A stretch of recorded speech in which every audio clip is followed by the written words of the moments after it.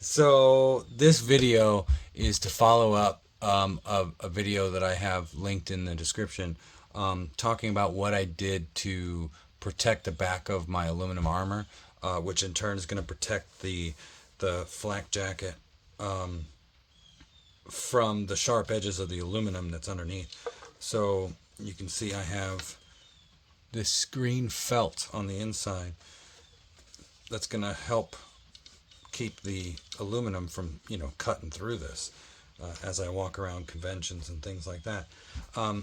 So this video is basically going to be a tutorial on how to do it, and to basically help you guys avoid making the same mistakes I did. When I started, what I did was I put a piece of felt down and I traced this shape and I cut the exact shape out. And trying to glue it on was a real pain in the butt because the glue sticks really, really tightly, and if it wasn't aligned properly, it really gave me a hard time. So I'm gonna run you through what I did, what I learned, so that you don't make those mistakes. So I actually got glue on one of my panels on accident. That really sucked. And that was a transfer. Basically, I had a workspace, and I didn't realize that glue got on some of that workspace, and I set the piece down. Was not pleased, did not like that at all. And it sucked, because it's not like you can use solvents to clean up the glue, because then you ruin the paint.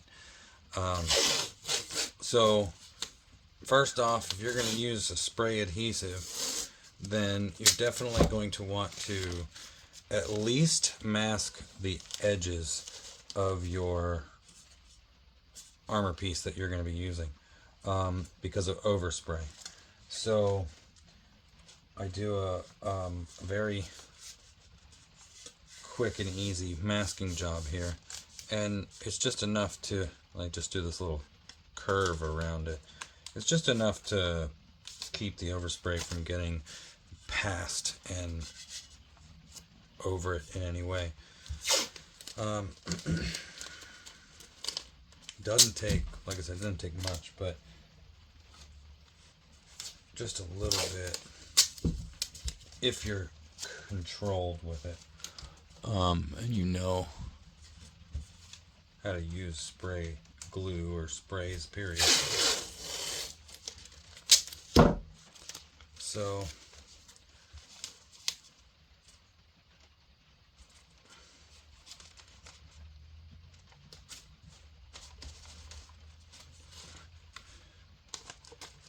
if you don't want any glue on your radius right here, I don't know how your plastic armors are. I don't know how they kind of like terminate on these edges, but like I've got this radius right here that goes around the edge, and some of it has paint, some of it doesn't. It all depends on what's actually shown or not. So, but yeah, just a quick little shroud there. And then I'm constantly changing my workspace whenever I glue now. Every other glue I change spaces and things like that. So in this case, I've glued on this prior, but it's all dry now, so I'm not really too worried about it. But I'm going to protect it for the next piece so I don't run into any issues. And obviously newspaper would work just fine, but I just happen to have a ream of copy paper. So again, I'm using this spray adhesive that I have. This is textile specifically. This is called PVA glue, just so you know. It's like contact cement, like this stuff here.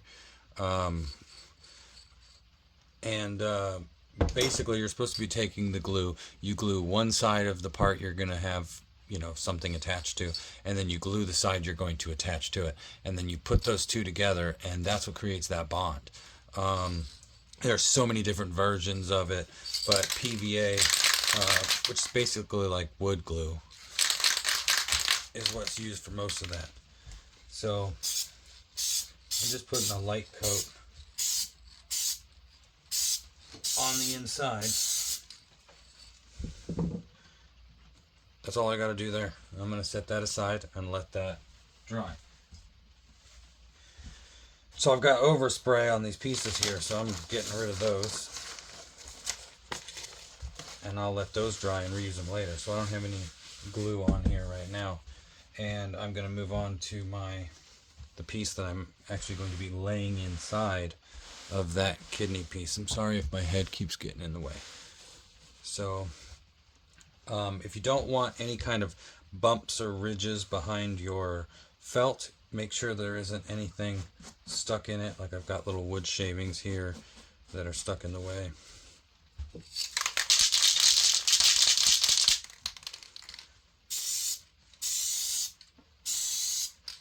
And just a spray on there. When you do go to put it together, put the two halves together, this stuff is really sticky. And I'm not talking about like this brand. I mean just any kind of spray adhesive like this. And this is specifically textile spray for cloth, like headliners, things like that. But when you go to put those two halves together, it is designed to stick really well. So when you do put them together, you want to make sure they're in the right position. This fabric right here.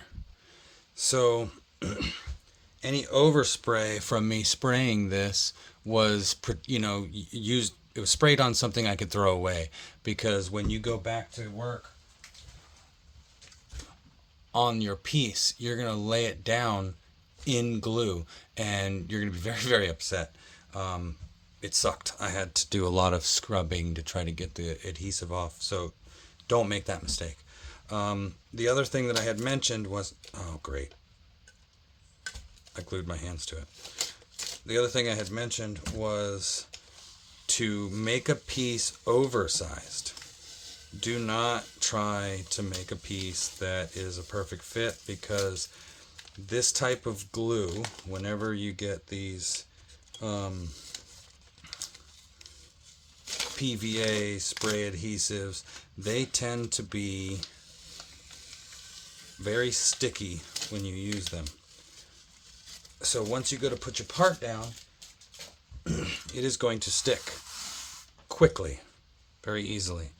So you want to go oversized, so you don't have to worry about trying to, line everything up just perfectly. So I made mine very oversized this time. And because of the nature of these type of glues, okay, like I'm going to tack one spot with my finger, it glues pretty quickly. You got to peel that off. So when you work, try to work slowly and work your way through. Take your time, hold your pieces back, make sure that they don't get stuck too early in a place you don't want it. And you can see I'm like tracing out my folds from my aluminum armor right there. So look at that. Come on, man. Whatever. I'll make it work. Stretch that a little bit. So there's that side. Unstick that side because it got stuck. I'll work my way back up here. And if you do it right, it'll all be real streamlined looking, and it won't look bad at all. So the oversize, I had mentioned oversize earlier.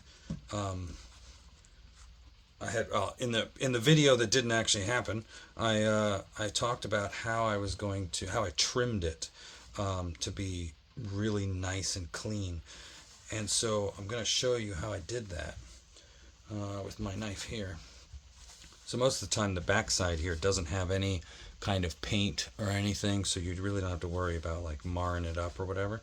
But basically I'm going to hold my blade flat.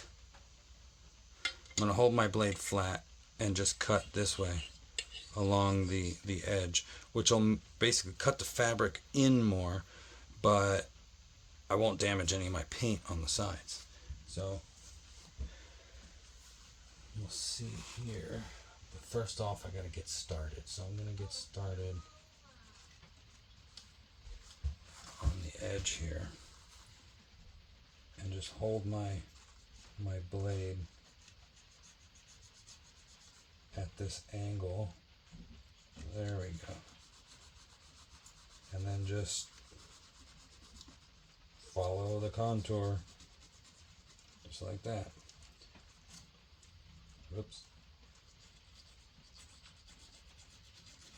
Like I said, if you keep your blade flat, it'll follow the contour of the armor pretty well.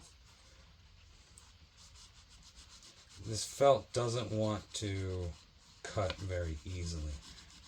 If you just try like scissors or you cut straight into it. I don't know why, but it doesn't like it. And then I'll use a torch, or a lighter rather, to kind of burn off the excess.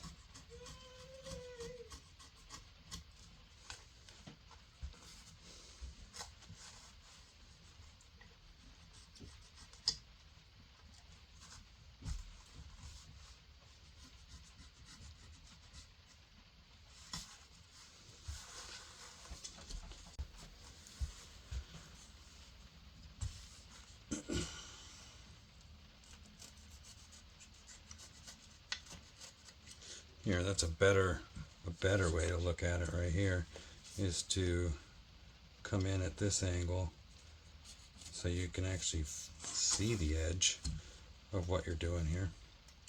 And be careful not to stab yourself, of course. Sometimes working with this stuff you need 3 hands, which can be frustrating. I'm sure that any of you who've built armor pieces might feel the same way.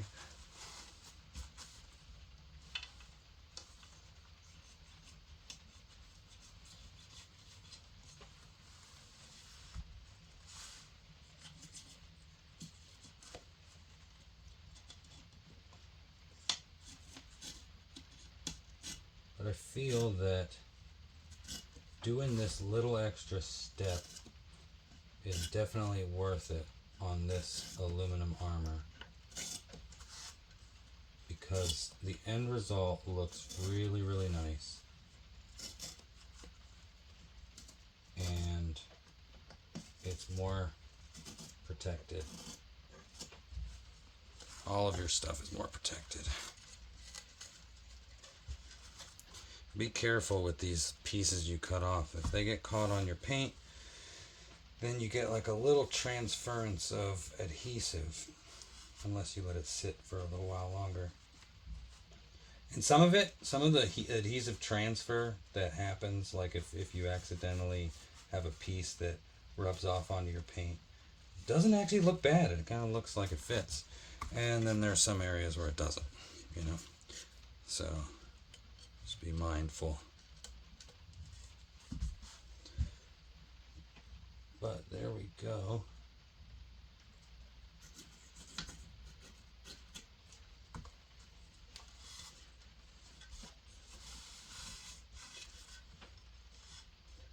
Got a little bit of felt that got caught on the edge there and there. And if you've got any like ugly hairs or whatever that you don't like, I usually just do this.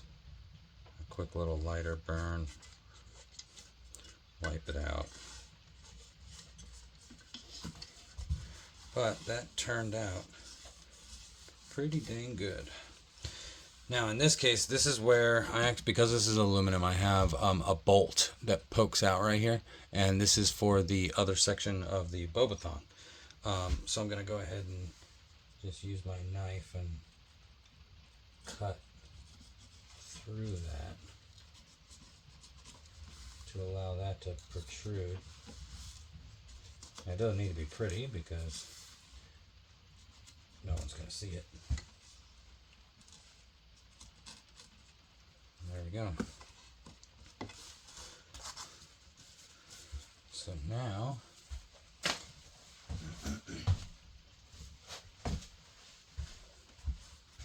I can grab the other half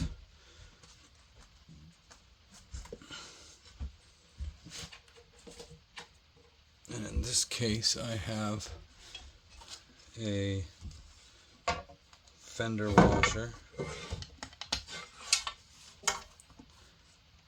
with a nut. And these are real small, so when I tried them, they didn't bother me at all wearing it.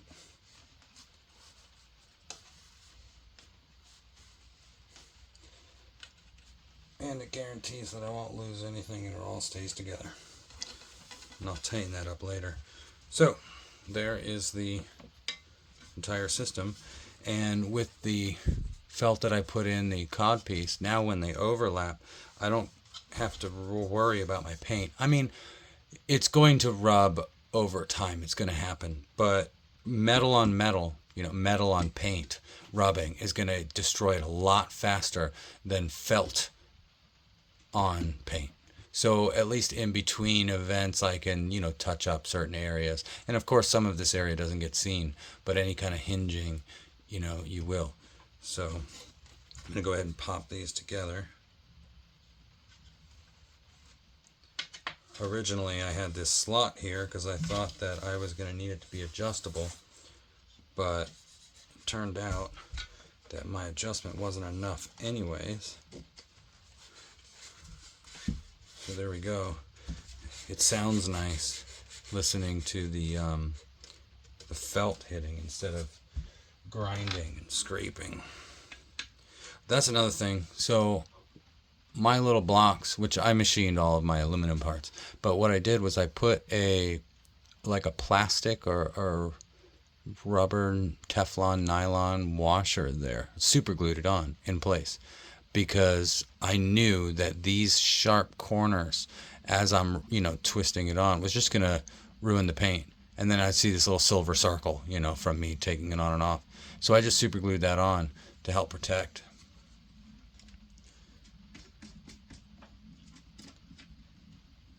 That way it takes care of that paint on either side.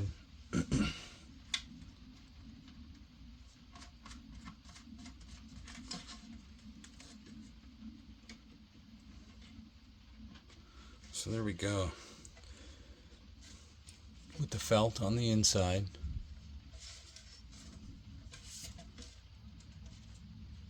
The Boba thong.